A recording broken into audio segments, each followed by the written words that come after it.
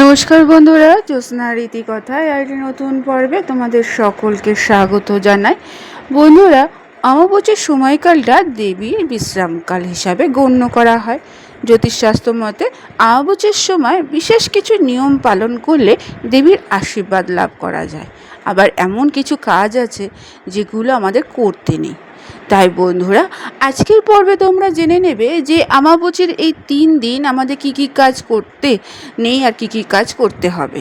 তাই স্কিপ না করে পুরো পর্বটি দেখো। ভালো লাগলে অবশ্যই সবার কাছে শেয়ার করে দেবে আর একটা লাইক করে দেবে, আর পাশে বেল আইকনটিকে অবশ্যই প্রেস করে রাখবে যাতে পরবর্তী ভিডিও নোটিফিকেশন সবার আগে তোমাদের কাছে পৌঁছে যেতে পারে। তাহলে চলো বন্ধুরা, আজকের পর্বটি শুরু করা যাক। বন্ধুরা, আগামী 22শে জুন অমাবস্যার প্রবৃত্তি এবং 25শে জুন অমাবস্যার নিবৃত্তি, অর্থাৎ রবিবারে অমাবস্যা শুরু হবে এবং বুধবারে শেষ হবে। এই সময়কালকে ধরিত্রী মাতা ঋতুমতী হওয়ার সময়কাল হিসাবে গণ্য করা হয়। এর অর্থ হলো এই সময় সমস্ত দেবী রজস্বলা থাকেন। কামাখ্যার মন্দিরে এই দিনগুলিতে অত্যন্ত আড়ম্বর করে পালন করা হয়। নানা জায়গা থেকে এই মন্দিরে ভক্তরা আসে। তবে বন্ধুরা, এটা খেয়াল রাখবে, অমাবস্যার সময় বিশেষ কিছু নিয়ম আছে যেগুলো পালন করলে দেবীর আশীর্বাদ লাভ করা যায়। এমন কিছু কাজ আছে যেগুলো একেবারেই করতে নেই। তাই আসো বন্ধুরা, আজকের পর্বে এই সম্পর্কে কিছু আমরা জেনে নিই।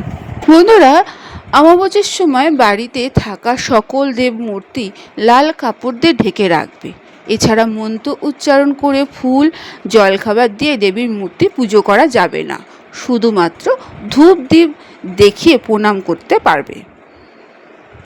অমাবস্যার নিবৃত্তির দিন অর্থাৎ শেষ দিনের পর ঠাকুরের পুরনো সাজ বদলে ফেলতে হবে।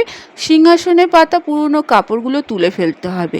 ঠাকুর সিংহাসনকে নতুন সাজে সজ্জিত করে পুনরায় স্থাপিত করতে হবে।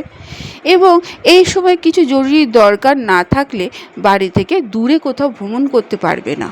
বন্ধুরা, অমাবস্যার তিথি শুরু হওয়ার আগে তুলসী গাছের গোড়ায় নতুন করে মাটি দিয়ে সেটিকে উঁচু করে নিতে হবে। এই সময় অর্থাৎ অমাবস্যার সময় কুমারী মেয়েদের উপহার দিন এবং তাদেরকে পছন্দ মতন খাবার খাওয়ান। অমাবস্যার তিথি চলাকালীন যে কোনো একদিন স্বামী স্ত্রী একসঙ্গে উপবাস রাখতে পারলে খুবই ভালো হয়। এতে সম্পর্কের বন্ধন দৃঢ় হয়, নিজেদের মধ্যে ভালোবাসা সম্প্রীতির বৃদ্ধি পায়। অমাবস্যা শেষ হওয়ার পর বাড়ির সদর দরজায় লাল সুতো বাঁধো।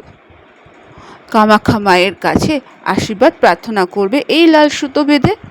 অমাবস্যার সময় গরিব মানুষকে নিজের সাধ্য মতো যে কোনো ফল দান করতে পারো বা উপহার হিসাবে দিতে পারো। এই 3 দিন সকাল সকাল ঘুম থেকে উঠে স্নান করে নিতে হবে।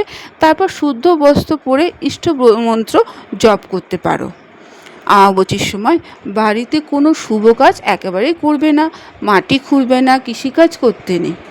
বন্ধুরা, এই সমস্ত নিয়ম অমাবস্যার 3টে দিন অবশ্যই পালন করবে। আজকের পর্বটি কেমন লাগলো অবশ্যই কমেন্টে তোমরা জানিও।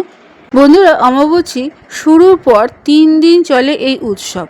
চলতি বছর অর্থাৎ 2025 সালে অমাবস্যা উৎসবটি প্রবৃত্তি হবে অর্থাৎ শুরু হবে আগামী 22শে জুন অর্থাৎ 7ই আষাঢ় রাত 11টা 3 মিনিটে এবং নিবৃত্তি হবে অর্থাৎ সমাপ্তি হবে 25শে জুন অর্থাৎ 10ই আষাঢ় বিকেল 4টে 24 মিনিটে। বন্ধুরা, আজকের পর্বটি এখানেই শেষ করলাম। এতক্ষণ আমার ভিডিওটি দেখার জন্য ও শোনার জন্য তোমাদের অসংখ্য ধন্যবাদ।